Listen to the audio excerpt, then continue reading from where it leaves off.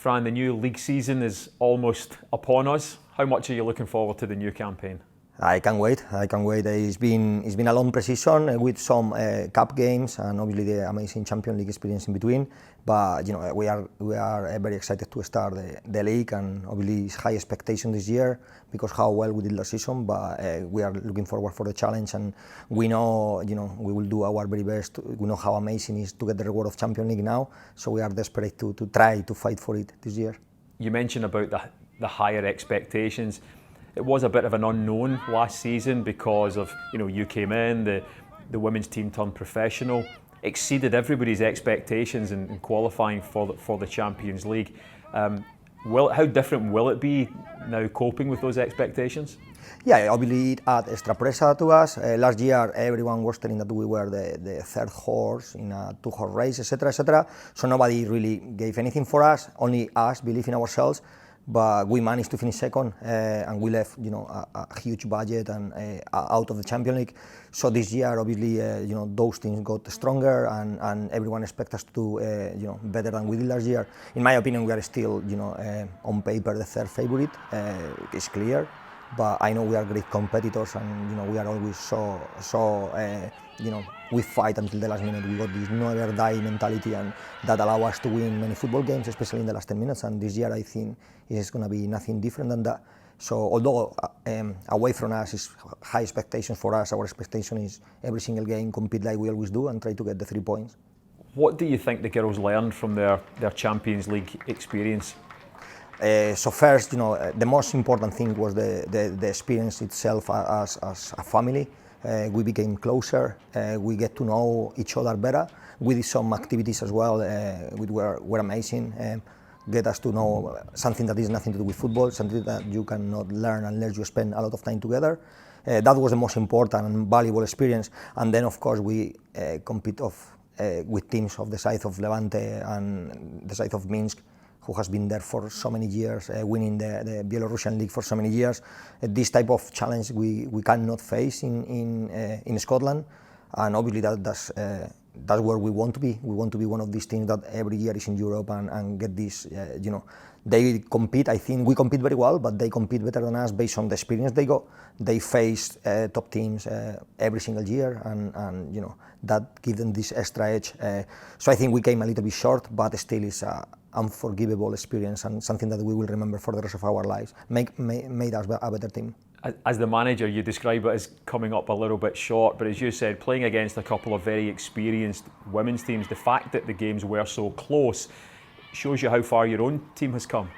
Yeah, I say to the girls, after the game I say, girls, if we can compete against Levante, what we have done, we can compete against any team. They are, for me, one of the dominant teams in Europe, and it was amazing that they were asking to the ref to blow the whistle. That was the biggest compliment of the whole tournament, because they are a super team, unbelievable talent, players, some of the players in huge wages, and senior internationals for Spain, which is one of the top 15 teams in the world. So yeah, it was very good to come that close, and a little bit disappointed of the second game not to, I think with a couple of adjustments we could have maybe do better, especially considering that early in the extra time with one backline disadjustment. But we learned from it, and it was very. I am proud of the girls. I am proud the way we compete, the way we represent the football club. The fans that were there, we lost, but they were all over the moon with our performance. So that was what all about. Is we compete against them, we can compete against any team.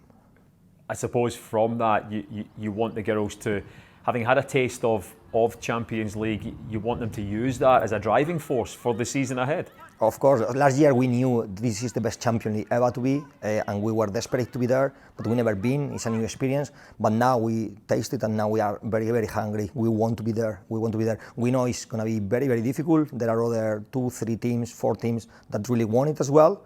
So it will be a battle between a few teams, but we really want it. That's definitely for me if we manage to do it. I mean, obviously every team would like to win the league, but if we manage to qualify again for the Champions League, for me it would be again a very successful season. We obviously encourage Celtic fans to come and see the women's team as often as they can. How encouraged have you been by the support from the fans? It's been amazing. It has grown so much since I first started here.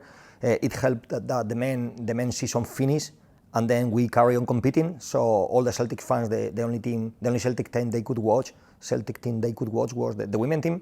And I felt so much more support, not only in social media but in the streets, and people recognizing us, and it's been amazing. And they've been really proud because we did very well. In my opinion, we were probably the only team from the top teams that overachieved.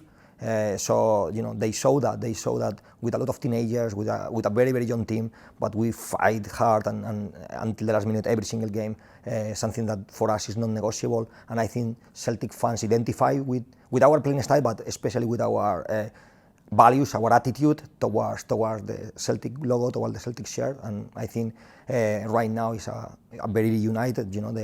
Obviously not every Celtic fan follow close the women team yet.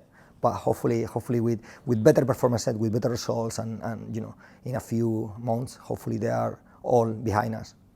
You yourself, you seem to have been very much bitten by the Celtic bug. Would that be right to say? 100%. I was even, I have to say, even before I joined Celtic, that's probably the fall of mainly Victor Wanyama, Fraser Forster, all these guys that were, they already left Celtic, but they still love the club. So they kind of, passed me this love. This is when you were at Southampton? When I was at Southampton, yeah. We used to watch in the changing room, the Stephen Davis from Rangers was as well part of our team, and we used to watch the Glasgow derbies together. And it was amazing. A lot of banter, but we were a family. We were all a family. But it was a lot of banter, and I always took the Celtic side. So it was so exciting when I first came. Straight away. For me, I'm in football because of what it means to me. It's not about winning titles. It's about changing lives. It's about making an impact. And what a club. Because of what people feel about the club, they absolutely love. Some fans I met, their whole week is good or bad, depending on what Celtic do on the weekend. It's amazing, the passion, and that I think is the perfect club for me. So from the day one, I feel like I born here. As the women's team gets more profile and is seen more, you yourself get more profile. Have you been stopped out in the streets from Celtic fans wanting pictures? Yeah. It's been better now. It's been more recognized, which obviously is a result also of the great coverage that the league has in TV and the highlights package and everything. It's been very good, much more professional than when we first started. I order sometimes. I buy online, and when they deliver, some of the people that do deliver, oh, you're Celtic woman, oh, you play great. I see that. So it's very nice. It's very nice to not only that they recognize you, but that they actually like how we play, and they praise our style, and they say, oh, I watched the Rangers game at Celtic Park. Oh, that's a great, I think the profile has grown. Obviously, it's very hard work from the league, from the broadcast, but also from Celtic itself. The coverage we get from the club is amazing. The white Miami Vice jacket helps, of course, in terms of profile. Is that put back in the wardrobe for the season, or might we see that again? My mother really want me to put in the wardrobe forever, never to take it out.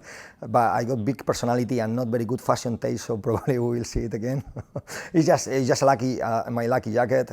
Although last time I wore it, it was against the Minsk game, so I'm a little bit angry with the jacket at the moment. But yeah, it's kind of one thing that define who I like to be. I like to be different, to be define my own values, although are fashion terrible, but we will see it again, hopefully. Well, we look forward to seeing the latest Fran Alonso fashion statement. Good luck for the new season, Fran. Thank you very much. It's a pleasure to be here. Thank you.